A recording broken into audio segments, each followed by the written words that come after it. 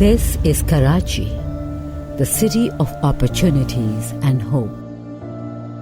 But behind the hope lies a struggle, a battle that begins every morning and ends in exhaustion every night.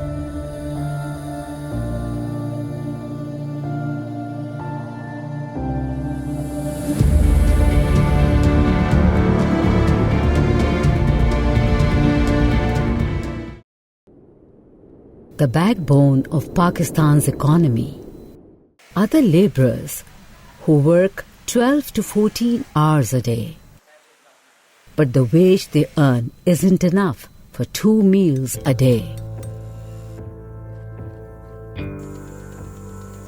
Factory workers Shazia and Farah want to speak to us, but behind masks and without revealing their real names. Their day begins before sunrise and doesn't end until late at night. जब मैं घर से जाती हूँ, मैं बच्चों को school के लिए उठा के जाती हूँ। मतलब ये नहीं मैं चाहती हूँ मेरे बच्चों को मैं ये यूनिफॉर्म पहना के उनको जैसे एक स्कूल में बच्चों को भेजते मैं इस तरह भेज के एक जॉब पे जाऊँ, उस तरह मैं नहीं जा पाती। मेरी 6:55 में गाड़ी आ जाती है, मुझे 7:30 बजे कंपनी पहुँचा दिया जाता है।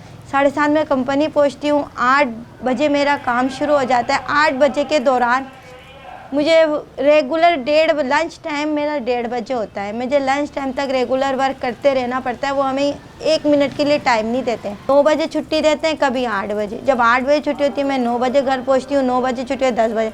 यानी कि जब मेरे बच्चे सो जाते हैं, सोता छोड़ के जाओ, आके सोता, देखो एक कितनी परेशानी की बात है। और जब छुट्टी करो तो बच्चों की खुशी की इंतहा नहीं होती। मेरी बेसिक बहुत कम होगी, 26 ज़्यादा बस। वो छुट्टी होगी, तबीयत ख़राब हो गई थी, छुट्टी हो गई तो वो छुट्टियां काट लेते हैं, फिर इस तरह करके बहुत कम सैलरी होगी। और अगर मैं संडे भी लगाऊं, रेगुलर वर्क पे जाऊं तो फिर मेरा 32 बनती है।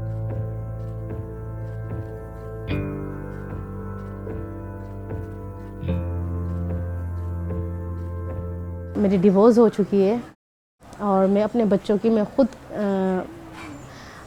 को खुद ही अपनी सारी जो एजुकेशन है और जो डेली रूटीन के जितने भी खर्चे मैं खुद अफोर्ड करती हूँ। मेरी जो सैलरी है 35 है, ठीक, और कभी कभार ओवर टाइम लग जाते हैं, 40 तक हो जाती है मेरी। तो ये मेरी सैलरी है और मैं वहाँ के ऑपरेटर हूँ। Their wages are so low, they can barely meet their family's basic needs.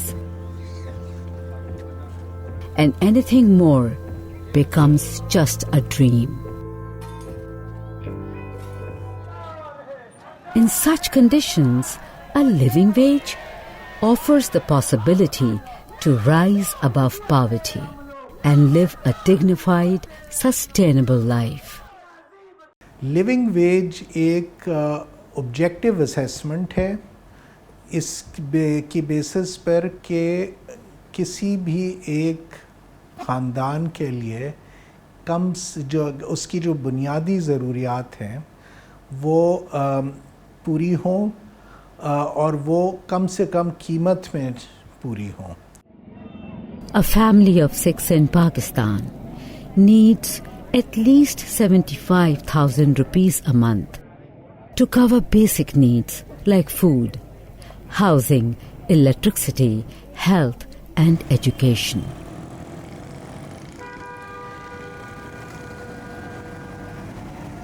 But a large portion of population earns far less. As a result, many families struggle to choose between buying food or paying the electricity bill. When parents must choose between feeding their children or sending them to school, the question is no longer just economic. It becomes a moral one.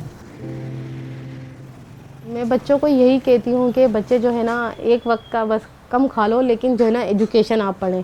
कि अगर मैं एक वक्त का खाना दे दूँ, मतलब आप शिकवा नहीं करो कि आप दूसरे टाइम का कर लेती हूँ, बस इसी तरह के मेरा गुजारा हो रहा है।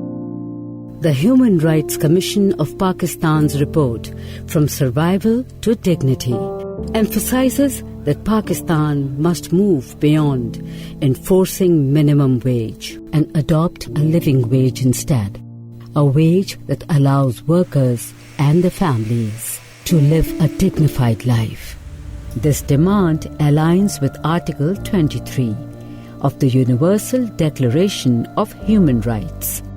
A major barrier to fair and just wages is the contractor system. Deeply rooted across industries and now synonymous with exploitation of ordinary laborers and workers. 10-12 साल मैंने कंपनी में भी काम किया, अच्छी तरीके से काम किया, अपना ईमानदारी से काम किया, पर ये मसला है जो ठेकेदारी है, जो सेठ है हमारा, वो हमारे से कोपस नहीं करते, ठेकेदार के हवाले कर दिया है। उसमें ये जो हमारे को 1500 रुपये दिहाड़ी है, तो उसमें हमारे को 1100 रुपये, जहाँ 1000 रुपये, जहाँ 800 रुपये इतने मिलते हैं, वो भी पूरा बना 12 घंटा लगा के। जो 12 घंटे होता ना, ड्यूटी तो 8 घंटे होती है, पर हमारे से टाइमिंग ज़्यादा लेते हैं, क्योंकि ठेकेदारी निज़ाम है, काम भी ज़्यादा, टाइमिंग भी ज़्यादा और पैसे कम। काम है मना वो टेलकम पाउडर का है, उसमें बोरियां भी उठानी पड़ती है, बेलचा भी चलाना पड़ते है, मतलब जोखम का काम है, गर्मी का, धूप में काम करना। मना ये जो उसमें ये सहूलतें नहीं है, खाना नहीं है, लंच नहीं दे रहे हैं, चाय भी नहीं दे रहे हैं, और आवर टाइम भी 100 रुपया घंटा ठेकेदार देता है, आगे से तो ज़्यादा मिलता है। मना सेठ की तरफ से तो 1600 रुपया दिहाड़ी मिलती है, ठेकेदार हमारे को 900 950 में चलाएगा, क्योंकि काम नहीं है, मजबूरी हमारे को तो उधर जाना है। Government policies have pushed even the most vulnerable into this exploitative system. In major cities of Pakistan, sanitation is outsourced to private companies where workers are paid just 20,000 rupees, far below the minimum wage. Where does the rest of the money go? Into the contractor's pocket? पहले तो थी China company, जिसमें मैंने 3 साल काम किया है, यही स्वीपिंग का काम करता हूँ, और पहले 20,000 हमारी तनख्वाह थी, अभी भी इसी कंपनी में भी हमारी 20,000 ही तनख्वाह है।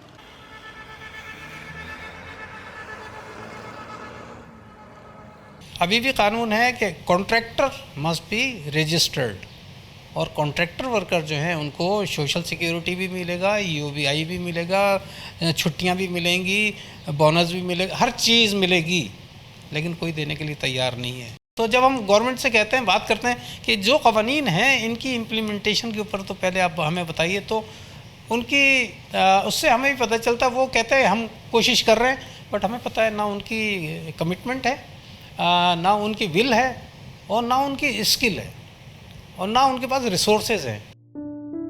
Some international companies do pay their permanent employees a living wage.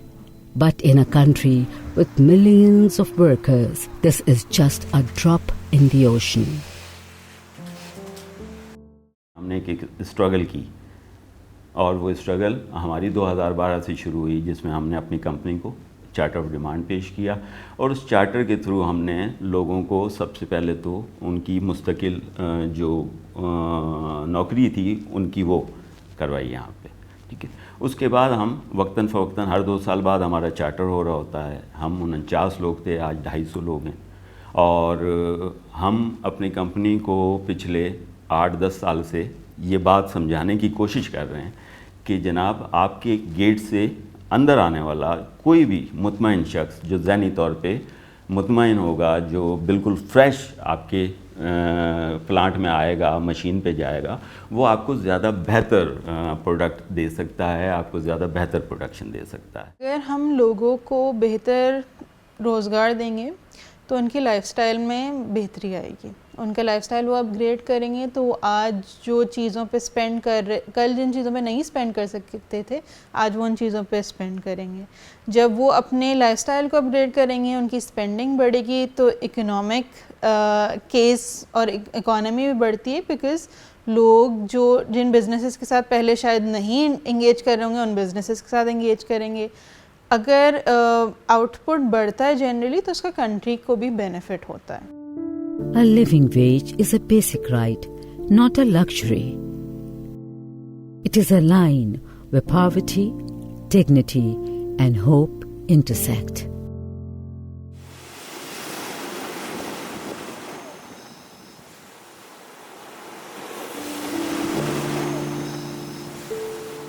देखा है बच्चों ने समंदर, लेकिन शौक भी है मेरे बेटे को, छोटे वाले को तो बहुत शौक है।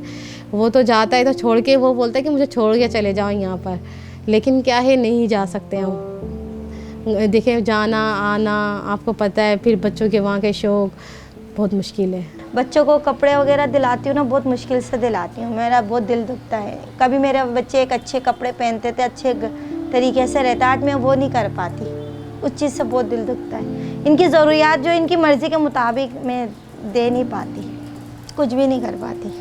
बच्चे घर पे ही रहते हैं, बच्चे सब। तो मजबूरी है, हमारे पास तालीम तो नहीं है, ये मजबूरी है, मना मेहनत करके हम अपना बच्चों का पेट पाल सकते हैं। उसमें भी वो मना कैंची लगा के देगा पैसा तो पूरे नहीं हो रहे, घर नहीं चलता हमारे। एक टाइम खाते हैं तो दो टाइम ऐसे पड़ेगा। When will we admit that a worker is not just labor, but a human being, and every human deserves to live with dignity? अगर हुकूमत ये कहती है या आजिर ये कहते हैं कि इस वक्त हम ये अफोर्ड नहीं कर सकते कि सबको लिविंग वेज दी जाए, तो मिनिमम वेज जो है एक तरह का बेंचमार्क बने कि अब आप मिनिमम वेज जो है वो लिविंग वेज से कितनी दूर है। अगर मिनिमम वेज में और लिविंग वेज में आज 30% का फ़र्क है, तो जो चीज़ सिविल सोसाइटी को मॉनिटर करनी चाहिए वो ये कि अगले साल वो फ़र्क बढ़े ना। एडवोकेसी और आपका काम ये होना चाहिए कि उसमें बतदरीज कमी आए। Until we recognize the rights of every worker, this country may keep dreaming of progress, but it will never wake up.